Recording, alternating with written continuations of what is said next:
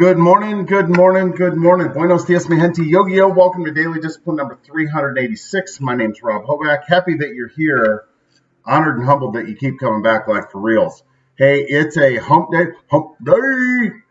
What's up, Aunt Barb? It's November 6th. It's a work day, so it's time to get to work, so let's do this. Got a couple PSAs first. Welcome to the third rock from the sun, Miss Zoe. We got a new baby in the house. Not in this house, like in our sphere. A friend had a baby, little girl named Zoe. Very happy for them. Isn't it always happy when a baby comes around? Like, watch, if you've never noticed, watch when somebody shows up someplace with a baby. People like me go nuts, right?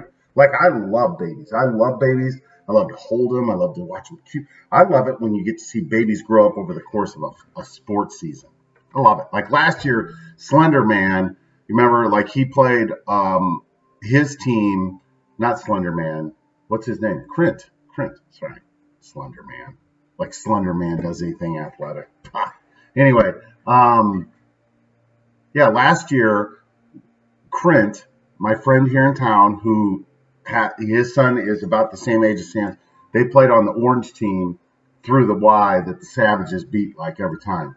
And they had a baby that was born right before basketball season. And so that's like my timestamp, right? She should always be that little baby. And every time I see her, I'm like, oh my God, what happened? Time, right? It's like that song that we talked about with, what was his name? Time marches on. Yeah, Tracy Lawrence. Thank you. Appreciate it. All right. Anyway, got a new baby. Babies make me happy. Also, congratulations to the Bruins fourth grade boys who went down to Bixby last night and beat those boys. Man, that's a big win, 14-0. That's all I know, other than the fact that they are playing on noon Saturday at Lincoln Christian for the championship, and I intend on being there. Congratulations, man. That is fabulous. Can't wait to see the highlights and all that stuff. All right.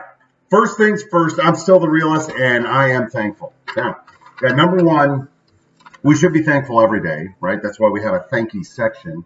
But some days I just feel like that's the word that I need to write down, and I like to have at least one thankful on every sheet. And so this morning was the morning I chose to do that because last night I sat here and worked till like 7:30-ish, I don't know. And then I decided that I was going to go watch a little television right over there, right? Just get caught up on the DVR. And there was a bunch of E60s in there, so I went through them. So, man, there was a couple.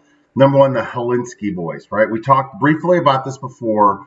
Ryan Helinski is the starting quarterback for the University of South Carolina as a freshman, right? He's like that young. And some injuries and stuff put him in that position. But the interesting backstory is that his older brother, Tyler, worked his way into the starting quarterback for the University of Washington State University, the Cougars, and then after the season, very unexpectedly took his own life. Like nobody, to hear the story from the family's perspective of this, there was this gregarious kid, just full of life and, was living his dream. And then all of a sudden he just started the response times took a little bit longer. And we all feel it when somebody is putting some distance between us. Parents didn't think anything about it. Next thing you know, he's gone. Yeah, terrible, heartbreaking. And all I could think about is, number one, there is a bond between family members that if it's nurtured properly, never, ever leaves, right? You just know. The other thing is that while you just know that you've got a family member who's struggling, you also never know anybody else's real truth. Right? I was talking to the QE1 about this yesterday. As much as we all have people in our lives that we confide in, and there's a safe place that we can talk. Most people don't ever tell anybody the real truth, what's really going on up in here. And man, all of us, it's a wake up call, right? If just know that we're not at a point, in society where people are comfortable talking about, hey, there's something going on over here and I don't know what it is. And, they donated his brain and he was in stage 1 of CTE, which nobody really understands. but it's brain trauma, and it was just a heart wrenching story. And so every time I see South Carolina on TV, I try to watch, and I'm rooting for them, right? And it's just sad. So anyway, you just never know. The second one that I watched was about this guy named Cliff D something. I don't remember what the hell his last name is. Anyways, diving coach, and he was a great diver as a young man. Got himself full ride scholarship to the University of Kentucky, where he was like he's living his dream. Next thing you know, he's like, man, I can't move my right arm. Next thing you know, he's getting an MRI, and they're yanking him out of the MRI and be like, are you okay? And he's like, I knew it was bad, right? And he had a tumor on his neck that caused like his right arm and his left leg to be immobile. You see him walking around, it looks like a polio victim. I mean, jarring when you see the delta between who he was physically and who he is now. And, just to hear him talk about that passion of what it was like to fly through the air and slice through the water. I can barely walk now, right? And, number one, you never know. You never know what's going on in somebody else's mind. Sometimes we don't know what's going on in our own body, right? And then by the time we figure out what's going on, like we're already in the next phase of our life, which is completely different. And seeing that man motivate the people around him it's beautiful, right? The power of the human spirit is amazing. Then there was another one on DeAndre Hopkins, who is a football player in the NFL, great receiver. Just a story about him and his mama, right? And a very different story, right? These other ones, like the Helinski boys, it was very sudden that this older boy took his own life, and nobody knew that was happening. And then you have this sudden illness that strikes this guy with a cancerous tumor. In this case, you have some, bad decisions that an adult made. An adult that, let's just be honest, it's clear that it took Mama Hopkins a while to figure it out. And in the meantime, here's this young boy, DeAndre, who sees his mom struggle and is like, I got to do everything I can to get us out of this situation.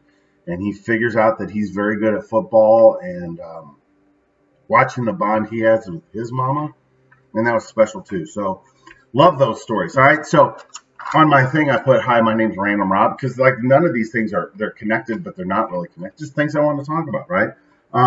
Mormons in Mexico, right? Like there's this story about these Mormon families of 3,000 Mormons that had settled down in Mexico. And there's just this awful story of how a drug cartel ambushed their cars, killed a bunch of, and I'm like, why are you even there? Right? Why? Like, I'll never understand this about humans. Why we feel the need to go help somebody that doesn't want to be helped. Right?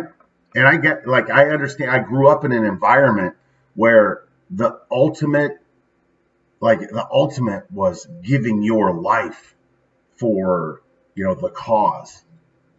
Man, I don't know.